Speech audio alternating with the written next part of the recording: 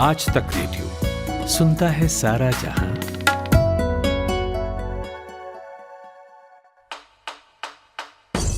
नायक और खलनायक, विद्वान और महारथी, कला के ऐसे सितारे जो अब भी आसमान में चमकते हैं, और ऐसी हस्तियां जो इतिहास में अमर है। उजले व्यक्तित्व के धनी भी और स्याह पहलुओं के लोग भी। ये वो लोग जो मशहूर हैं। ये है नामी गिरामी। 80 का दशक। पटना में तत्कालीन मुख्यमंत्री के आवास पर एक शख्स पहुंचा। बताने वाले बताते हैं कि वो शख्स कोई और नहीं, मुख्यमंत्री का नजदीकी रिश्ते में उनका बहनोई था। कहते हैं कि बातचीत के बीच में बहनोई साहब ने सीएम के सामने एक नौकरी लगवाने की सिफारिश धर दी। मुख्यमंत्री थोड़े गंभीर हुए और उसके बाद अपनी जेब से 50 रुपए निकालकर उन्हें देते हुए कहा, जाइए उस्तरा वगैरह खरीद लीजिए और अपना पुश्तैनी धंधा शुरू कर दीजिए। सादगी, ईमानदारी, राजनीतिक शुचिता की ऐसी सैकड़ों मिसालें जिस राजनेता के नाम दर्ज हैं, वो हैं जननायक कर्पूरी ठाकुर। मैं हूं नितिन ठाकुर और आप सुन रहे हैं नामी गिरामी। ये कहानी है राम मनोहर लोहिया और जयप्रकाश नारायण जैसे धुरंधरों को अपना गुरु मानने वाले कर्पूरी ठाकुर की, जिनके बारे में कहानियां चलती हैं कि 2 बार बिहार के मुख्यमंत्री रहने और 3 दशक से ज्यादा वक्त तक लगातार बिहार में चुनाव जीतने के बाद भी वो रिक्शे पर चलते रहे। लेकिन इंडिया टुडे हिंदी पत्रिका में स्पेशल कॉरेस्पॉन्डेंट पुष्यमित्र भारतीय राजनीति में कर्पूरी ठाकुर नाम की जो परिघटना है, उसे सामाजिक न्याय के मसीहा, ईबीसी यानी कि अति पिछड़ी आबादी के नुमाइंदे से कहीं आगे रखकर आंकते हैं।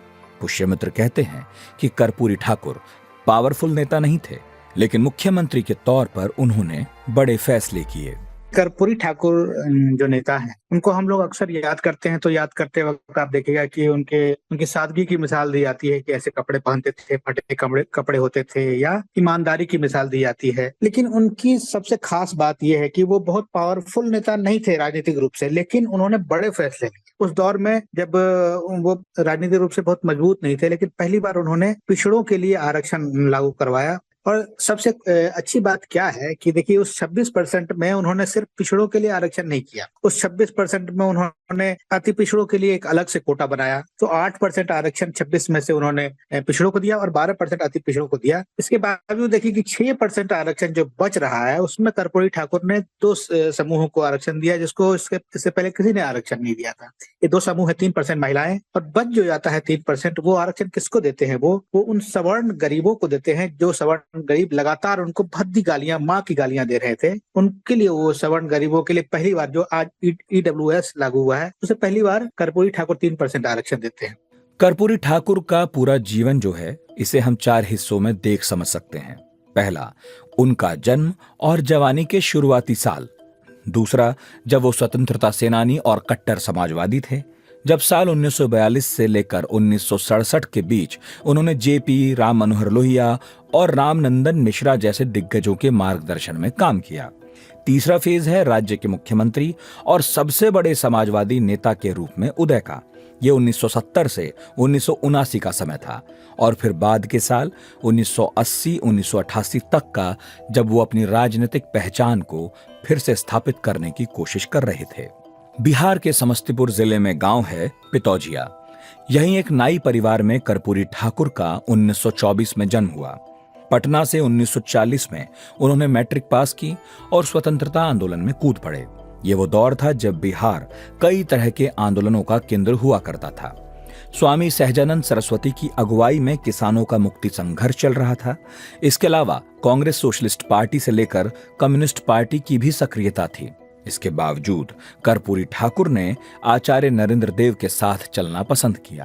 पुष्यमित्र उनके 2 भाषणों के अंश याद करते हैं, जो बताता है कि कर्पूरी ठाकुर पिछड़ों के उत्थान को कैसे देखते थे। एक भाषण उन्होंने कैवर्त समाज के बीच में जाकर दिया और वहां उन्होंने बहुत ही दमदार भाषण कटिहार में दिया था, जिसमें वो कह रहे थे कि क्यों पिछड़ों को आगे बढ़ाना जरूरी है और अति पिछड़ों को आगे बढ़ाना जरूरी है। वो कहते हैं कि लोग कहते हैं कि पिछड़ों को आप क्यों आगे बढ़ाते हैं, लेकिन मैं कहता हूँ मैं पिछड़ी जाति को आगे बढ़ा रहा हूँ तो मैं पिछड़े बिहार को भी तो आगे बढ़ाने की बात करता हूँ। अपना देश जो पूरी दुनिया में पिछड़ा है उसको भी तो आगे बढ़ाने की बात करता हूँ। तो वो इस तरह से वो वहाँ बात कर रहे हैं। इसके बाद एक भाषण मेरी नजर में आया, जो वो एकलव्य जयंती बनाई जा रही है, वहाँ उनको बुलाया गया। वहाँ वो फिर उसी तरह से आरक्षण और अति पिछड़ों के हक की बात करते हैं। तो वो पिछड़ों के प्रति और पिछड़ों के बीच जो एक अति पिछड़ा समुदाय है जो 112 जातियों में बटा हुआ है और उसके बीच में बहुत सारी विसंगतियां हैं, उनके लिए भी बहुत संघर्षित है। कर्पूरी ने समाजवाद का जो रास्ता चुना वो ताउम्र उनके साथ रहा। आजादी के बाद 1952 में ताजपुर विधानसभा क्षेत्र से सोशलिस्ट पार्टी के उम्मीदवार के तौर पर वो जीतकर विधायक बन गए। 1967 के बिहार विधानसभा चुनाव में कर्पूरी ठाकुर की अगुवाई में संयुक्त सोशलिस्ट पार्टी बड़ी ताकत बनकर उभरी। नतीजा ये हुआ कि बिहार में पहली बार गैर कांग्रेस सरकार बनी। महामाया प्रसाद सिन्हा इसमें मुख्यमंत्री थे, कर्पूरी ठाकुर डिप्टी मुख्यमंत्री। लेकिन बहुत दिनों तक चला नहीं, बिहार की राजनीति ने करवट ली। कर्पूरी ठाकुर मुख्यमंत्री बन गए। इस दौरान वो 6 महीने तक सत्ता में रहे। इधर केंद्र में इंदिरा गांधी के खिलाफ माहौल बनने लगा। इंदिरा ने आपातकाल लगाया, वो जेल गए। जेल से आए तो दोबारा बिहार के मुख्यमंत्री बने और मुंगेरी लाल समिति की सिफारिशें लागू कर दी। 1972 में कर्पूरी ठाकुर के निजी सचिव रहे और दशकों तक बिहार की राजनीति कवर करने वाले वरिष्ठ पत्रकार सुरेंद्र किशोर कहते हैं कि कर्पूरी ठाकुर ईमानदार थे, लेकिन उनकी सरकार नहीं। कर्पूरी ठाकुर जिस पद पर रहे उस पद को उन्होंने भ्रष्टाचार से मुक्त रखा, लेकिन उनकी जो सरकार थी उस सरकार में भ्रष्ट लोग थे, उस पर उनका कोई कंट्रोल नहीं था और कंट्रोल करते तो सरकार गिर जाती। कर्पूरी ठाकुर का तर्क था कि मैं जो बड़ा काम करना चाहता हूँ उसके लिए इस सरकार को चलते रहना जरूरी है, तो उसके अनुसार उन्होंने पिछड़ों के लिए आरक्षण किया। भ्रष्टाचार पर यदि 0 टॉलरेंस करते तो उनकी सरकार गिर के भी आ जाती, लौट आती। जैसे लोहिया जी कहते थे, बिजली की तरह कौंध जाओ और सूरज की तरह स्थायी हो जाओ। बिजली की तरह कौंधने वाला कार्यक्रम लागू कर दो, उसके बाद तुम सूरज की तरह स्थायी हो जाओगे। लेकिन ये लोग डर के मारे कि सरकार गिर जाएगी, ये कार्यक्रम लागू नहीं करते हैं, बिजली की तरह कौंधने वाला कार्यक्रम। तो इसलिए कर्पूरी जी बेचारे ढीली ढाले सरकार चलाते रहे। सामाजिक न्याय की लड़ाई कर्पूरी ठाकुर के लिए अहम थी, लिहाजा उन्होंने कई चीजों को नजरअंदाज भी किया। उनकी समीक्षा अगर किसी बिंदु पर होती है तो तारीफ भी मुक्त कंठ से होती है। पूर्व विधायक और प्रसिद्ध साहित्यकार गौरी शंकर नागदंश, जिन्होंने जेपी आंदोलन में बड़ी भूमिका निभाई, उनके लफ्जों में कहें तो हिंदुस्तान के करोड़ों शोषितों के हक के लिए, लाखों निरीह नंगे बच्चों की कमीज और स्लेट के लिए, आंखों में यंत्रणा का जंगल समेटे भटकती बलात्कारित आदिवासी और हरिजन महिलाओं की अस्मिता की रक्षा के लिए, बेसहारा किसानों की कुदाल और जमीन के लिए, फूस के बूढ़े मकानों पर उम्मीद की छप्पर के लिए, हांफती सांसों वाले हारे हुए लोगों की जीत के लिए और गांधी लोहिया अम्बेडकर के सफेद हो चुके सपनों को सतरंगा रंग देने के संघर्ष का नाम थे कर्पूरी ठाकुर। पत्रकार सुरेंद्र किशोर एक बड़ी अहम बात की तरफ इशारा करते हैं। वो बताते हैं कि पूर्व मुख्यमंत्री लालू प्रसाद यादव और कर्पूरी ठाकुर के सामाजिक न्याय की लड़ाई में बहुत बुनियादी फर्क था। कर्पूरी ठाकुर कभी इस लड़ाई में पार्टी नहीं बने। लालू के जमाने में भी आरक्षण हुआ और समाज में आपस में दुराव हुआ, क्लेश हुआ, संघर्ष हुआ, तो लालू यादव खुद पार्टी बन गए और मुख्यमंत्री रहते हुए उन्होंने सवर्णों के खिलाफ अभियान चलाया। सवर्णों ने लालू यादव को गाली गलौज किया, बीपी सिंह को गाली गलौज किया, उसका जवाब डट के दिया लालू यादव ने। कर्पूरी ठाकुर को भी 78 में जब आरक्षण लागू हुआ तो सवर्णों ने बहुत गालियां दी, लेकिन कर्पूरी ठाकुर ने एक गाली का भी जवाब नहीं दिया। ये शालीनता उस व्यक्ति में रही। प्रभात प्रकाशन से कर्पूरी ठाकुर की 2 खंडों में जीवनी आई है। इस किताब में किस्सा मिलता है जो कर्पूरी ठाकुर के बारे में एक दिलचस्प बात बताता है। कर्पूरी ठाकुर अगर किसी को कुछ लिखवा रहे हों और खुदा ना खास्ता इस बीच उन्हें नींद आ जाए तो नींद टूटने के बाद वो ठीक उसी शब्द से बात लिखवाना शुरू कर देते थे जिसे लिखवाते लिखवाते सो गए थे। अपने जीवन के आखिरी दिनों में कर्पूरी ठाकुर को अपनी आरक्षण नीतियों की वजह से खासकर सवर्णों के भारी गुस्से का सामना करना पड़ा। 87 की घटना है जब अगड़ी जाति से ताल्लुक रखने वाले 54 लोगों की नक्सलियों ने दलेलचक बघौरा में बर्बर तरीके से हत्या कर दी। कर्पूरी ठाकुर पीड़ित परिवारों से मिलने पहुंचे। भीड़ में आक्रोश ऐसा कि एक फोटोग्राफर की मदद से बस जैसे तैसे वहां से निकले। कर्पूरी ठाकुर की राजनीतिक विरासत की 2 मिसाल हैं।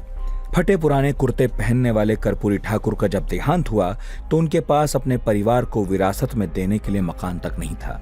वहीं ताउम्र वंशवादी राजनीति के खिलाफ मुखर रहे कर्पूरी ठाकुर के बेटे रामनाथ ठाकुर ने अपने पिता के जीते जी राजनीति ज्वाइन नहीं की। कर्पूरी ठाकुर बिहार में एक बार उप मुख्यमंत्री, 2 बार मुख्यमंत्री, दशकों तक विधायक और विरोधी दल के नेता रहे। 1952 में पहले विधानसभा चुनाव को जीतने के बाद वो बिहार विधानसभा का चुनाव कभी भी नहीं हारे। कर्पूरी ठाकुर राजनीति में ईमानदारी की मिसाल हैं। ऐसी मिसाल कि जब हेमवती नंदन बहुगुणा उनके गांव गए तो कर्पूरी ठाकुर की पुश्तैनी झोपड़ी देखकर रो पड़े। कर्पूरी ठाकुर के नाम, ये था इस हफ्ते का नामी गिरामी। बताइएगा आपको कैसा लगा radio@aajtak.com पर। इस शो को प्रोड्यूस किया है शुभम तिवारी ने और साउंड मिक्सिंग कर रहे हैं नितिन रावत। मेरा नाम है नितिन ठाकुर, इजाजत दीजिए।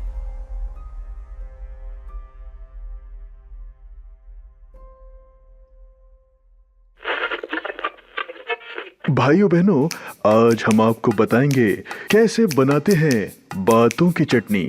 सबसे पहले आपको चाहिए 2 बहुत ही भयंकर वाले बातूनी प्राणी। यार तुम्हें पता है गर्वित, कल मैंने बहुत टेस्टी गोलगप्पे खाए। इतने टेस्टी, बहुत सारे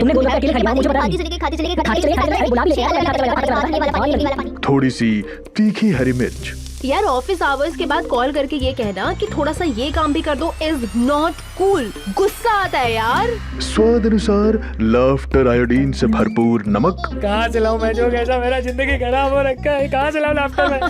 ऐसी आ रही तुझे तो नहीं आएगी। और फिर उठाइए गिटार और दम लगा कर पीसिए। पान में चूना लगाया, गुटखा मसाला खाया, गाड़ी से धुआं उड़ाया, धूप के गियर लगाया, रेड सिग्नल क्रॉस करे, तूने सारे नियमों को ताक पे है रखा। अगर आप भी मिलावटी जिंदगी जीने के बाद रोजाना यही सोचते हैं मजा नहीं आ रहा है, तो जनाब बातें सुनिए यहाँ, जिसे सुनकर आप कहेंगे मजा आया। सुनिए गर्वित और गरिमा के साथ दुनिया जहान के मजेदार टॉपिक्स पर चिट चैट। शो का नाम चैटनी, बातों की चटनी, सिर्फ लल्लन टॉप बाजा पर। बाजा कुछ लल्लन टॉप सुनते हैं।